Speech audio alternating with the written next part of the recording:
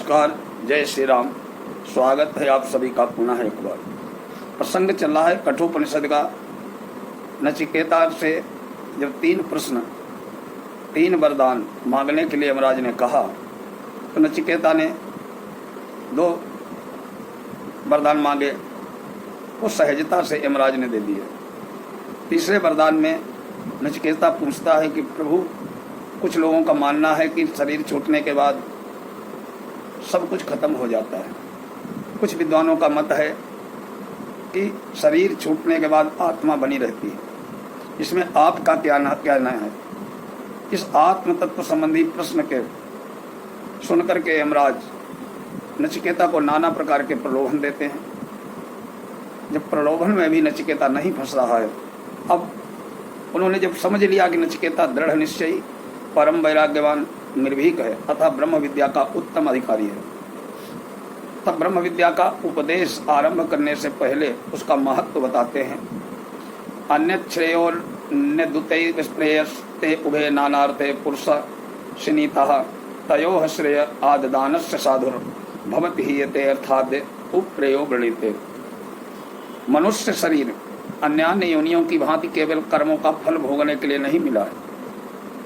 इसमें मनुष्य भविष्य में सुख देने वाला साधन का अनुष्ठान भी कर सकता है। वेदों के में सुख के 2 साधन बतलाए गए हैं।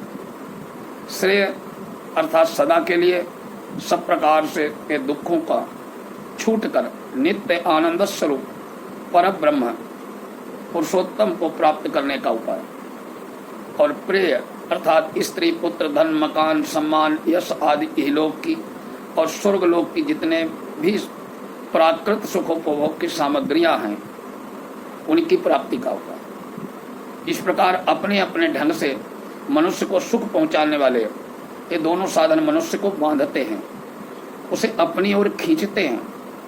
अधिकांश लोग तो भोगों में प्रत्यक्ष या तत्काल सुख मिलता है, इस प्रतीति के कारण उसका परिणाम सोचे समझे बिना ही प्रिय मार्ग की तरफ खींचे चले जाते हैं। परंतु कोई कोई भाग्यवान मनुष्य भगवान की दया से प्राकृत भोगों की अपार रमणीयता एवं परिणाम दुखता का रहस्य जानकर उनकी ओर से विरक्त होकर श्रेय की ओर आकर्षित होते हैं। इन दोनों प्रकार के मनुष्यों में जो भगवान की कृपा प्राप्त होकर श्रेय को अपना लेता है, तत्परता के साथ उसके साधन में लग जाता है, उसका तो सब प्रकार से कल्याण हो जाता है। वो सदा के लिए सब प्रकार के दुखों से सर्वथा छूटकर अनंत असीम आनंद स्वरूप परमात्मा को पा लेता है। परंतु जो सांसारिक सुख के साधन में लग जाता है वो सदा के लिए सब प्रकार के दुखों से जो सांसारिक सुखों में लग जाता है वो अपने मानव जीवन के परम लक्ष्य परमात्मा की प्राप्ति स्वरूप यथार्थ प्रयोजन को सिद्ध नहीं कर पाता है। इसीलिए उसे आत्यंतिक और नित्य सुख नहीं मिलता है। उसे तो भ्रमवश सुख प्रतीत होने वाले वे अनित्य भोग मिलते हैं जो वास्तव में दुख हैं, अतः वास्तविक सुख से भ्रष्ट हो जाता है। श्रेयश्च प्रेयश्च मनुष्य में तौ संपरीत्य विविनक्ति धीरा श्रेयो हि धीरो प्रेयसो वृणीते प्रेयो मंदो योग क्षेमात् वृणीते। अधिकांश मनुष्य तो पुनर्जन्म में विश्वास न होने के कारण इस विषय में विचार ही नहीं करते। वे भोगों से आसक्त होकर देव दुर्लभ मनुष्य जीवन को पशुवत भोगों के भोगने में ही समाप्त कर देते हैं। किंतु जिनका पुनर्जन्म में परलोक में विश्वास है, उन विचारशील मनुष्यों के सामने जब श्रेय और प्रेय दोनों आते हैं, तब वे इन लोग दोनों के गुण दोषों पर विचार करके दोनों का पृथक पृथक समझने की चेष्टा करते हैं, प्रयास करते हैं। इनमें जो श्रेष्ठ बुद्धि संपन्न होता है वो तो दोनों के तत्वों को पूर्णतया समझकर नीरक्षीर विवेक की हंस की तरह प्रेय की उपेक्षा करके श्रेय को ही ग्रहण करता है।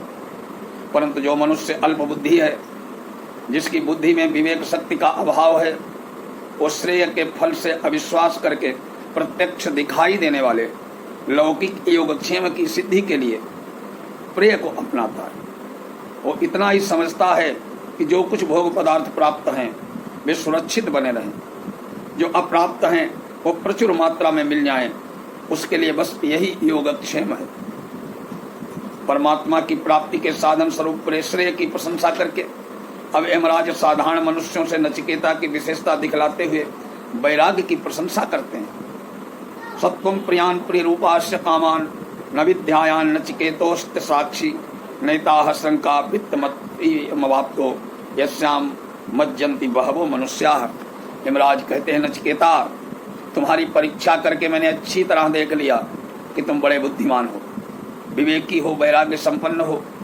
अपने को बहुत बड़े चतुर, विवेकी, तार्किक समझने वाले लोग भी जिस चमक धमक वाली संपत्ति के मोह जाल में फंस जाते हैं, उसे भी तुमने स्वीकार नहीं किया। मैंने बड़ी ही लुभावनी भाषा में तुम्हें बार बार पुत्र, पौत्र, हाथी, घोड़े, गायें, धन, संपत्ति, भूमि, अनेक मनुष्य को दुष्प्राप्य लोभनीय भोगों का प्रलोभन दिया। इतना ही नहीं, स्वर्ग के दिव्य भोगों, अप्रतिम स्वर्गीय सुंदरी रमणियों के चिरभोग सुख का लालच दिया, परंतु तुमने सहज ही उन सब की उपेक्षा कर दी। अतः तुम अवश्य ही परमात्म तत्व को श्रवण करने के अधिकारी हो। दूर में ते विपरीते विसूचि अविद्या या च विद्येति ज्ञाता विद्यामय भीप्सिनम नचिकेत सम्मन्ये न त्वाम कामान भवो लोलुपन्ताः। ये अविद्या और विद्या नाम से प्रसिद्ध दो साधन पृथक पृथक फल देने वाले हैं, पर अत्यंत विरुद्ध हैं। जिसके भोगों में आसक्ति है वो कल्याण साधन में आगे नहीं बढ़ पाता है। जो कल्याण मार्ग का पथिक है वो भोगों पर दृष्टि नहीं डालता, वो सब प्रकार के भोगों को दुख रूप मानकर उनका परित्याग कर देता है। हे नचिकेता, मैं मानता हूँ कि तुम विद्या के ही अभिलाषी हो, क्योंकि बहुत से बड़े बड़े भोग भी तुम्हारे मन में किंचन मात्र भी लोभ नहीं उत्पन्न कर सके। अविद्यायाम् अंतरे वर्तमानाः स्वयं धीरा पंडित मन्यमानाः दंद्रम्यमाणाः पर्यन्ति मूढ़ा अंधे नैव नियता यथांधा।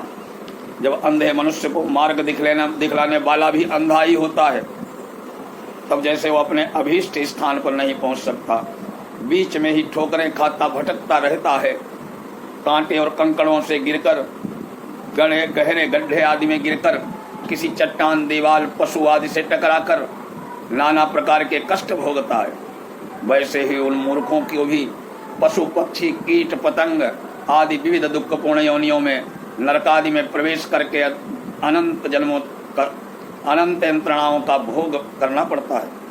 जो अपने आप को ही बुद्धिमान और विद्वान समझते हैं, विद्या बुद्धि के मिथ्याभिमान में शास्त्र और महापुरुषों के वचनों की कुछ भी परवाह न करके उनकी अवहेलना करते हैं।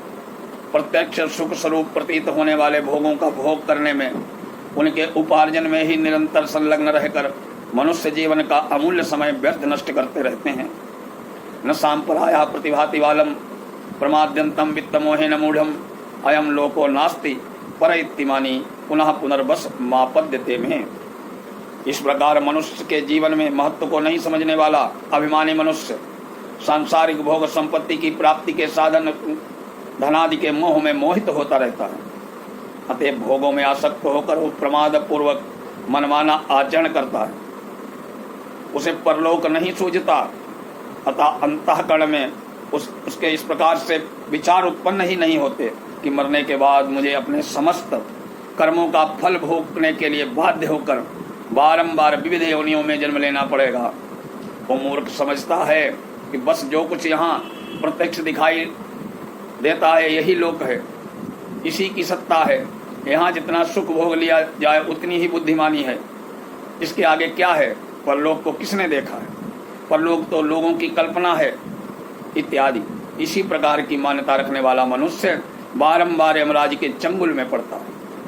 वे उसे कर्मानुसार उसे नाना योनियों में ढकेलते हैं और उसके जन्म मरण का चक्र छूटता नहीं है। पुनरपि जननम पुनरपि मरणम पुनरपि जननी जठरे सैन भज गोविंदम गोविंदम भज मूढ़। आज तक का यही प्रसंग है। अगले वीडियो में मिलेंगे आगे के उपाख्यान के साथ। यम नचिकेता का प्रसंग अत्यंत पावन है, जो सुनता है सुनाता है उसको इहलोक और परलोक दोनों का परम सुख मिलता है। ओम नमः शिवाय।